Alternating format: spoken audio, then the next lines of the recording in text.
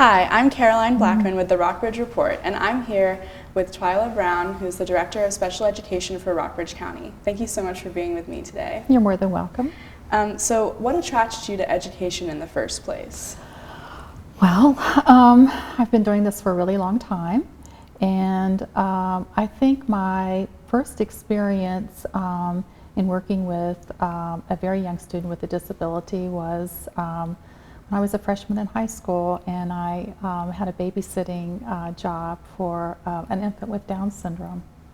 So that was a really good experience for me and just kind of tugged at my heartstrings. So that's probably my initial entry into the interest that I have in special education. What was beneficial with that for you in terms of, like, what did you learn from babysitting such a young child with that disability? The parents were young also, and it was their first child, and they were really struggling to accept having an infant that was different and would have different needs. And I don't know, I just felt a lot of compassion both for the child and for the parents, and wanted to do whatever I could to help them. And you know, you're only 14 as a freshman in high school, but I just have always have had a lot of empathy for children and adults that struggle. Mm-hmm. So how did you transfer that empathy to wanting to be a special education teacher? Well, I started out, my background is in social work actually. Okay. So I have a bachelor's degree in social work, and as part of some of my practicum experiences in that field, I got involved in the Head Start program, which serves children who are at risk for lots of things, including poverty and being successful in school. So the work that I did there through those experiences really got me to start thinking about education, and then about students with disabilities. So I started my teaching career actually in a preschool classroom that served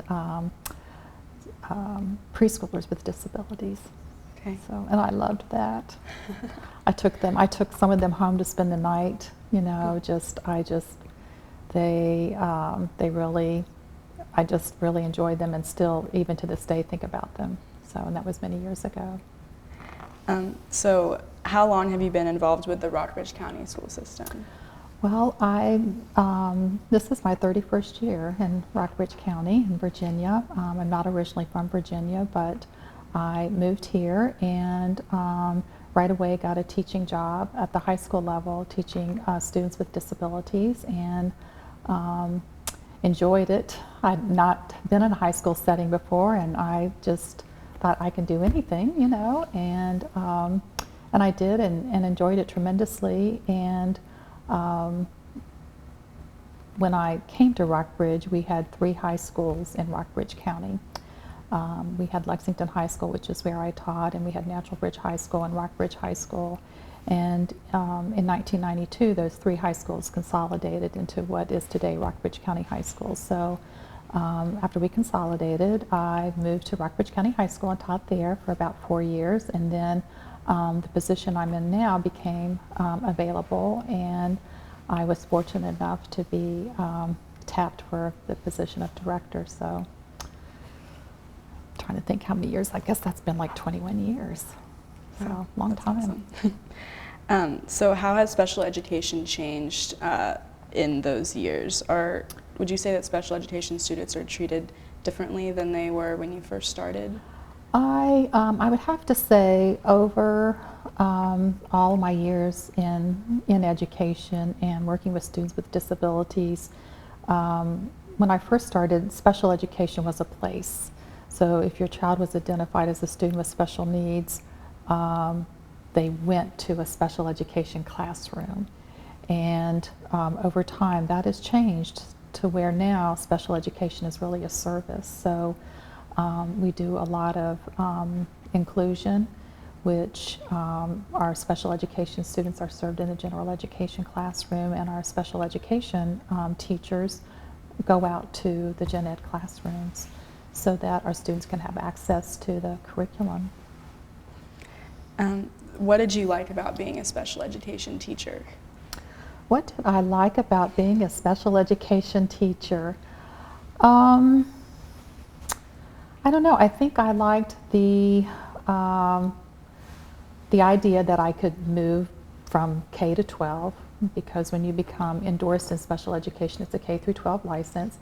I knew that I didn't want to get, you know, in a certain grade level and not have the ability to be able to move.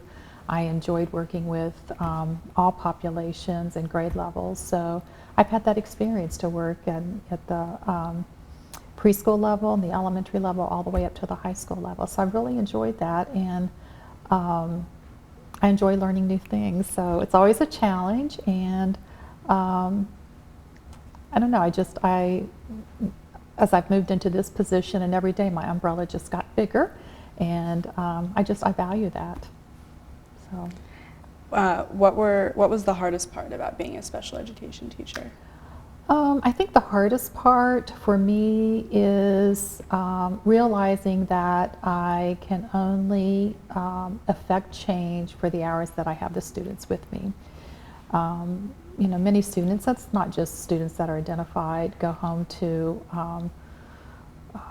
situations that are not ideal, and we just wish that we had the power to change so many things for our kids, even the fact that they struggle or they have an intellectual disability or something like that. But, you know, just trying to get them to achieve their potential and be successful. And I always say be independent and self-sufficient as much as possible as an adult. I mean, to me, that's our goal. Mm-hmm. So with those things that you found with teaching for so long, what are the most effective ways or approaches to reaching and teaching kids who might need special education? I think I really believe in inclusive settings, inclusive environments, and students with disabilities, they achieve much better in the gen ed classroom, where they can have access to the content, excuse me, and learn from their peers, social skills, and interact and have friends, you know, that are age appropriate. You know, we all go to church together, we all go to the same Walmart, and I just think that we all need to learn to work together and to help each other as much as we can. So. And what are inclusive settings? Just settings, classrooms where everybody is included. Our students with disabilities, our English language learners, our gifted students, our gen ed students, everybody's included. Gotcha. Okay. And how did your job change when you went from being a teacher to being the director of special education?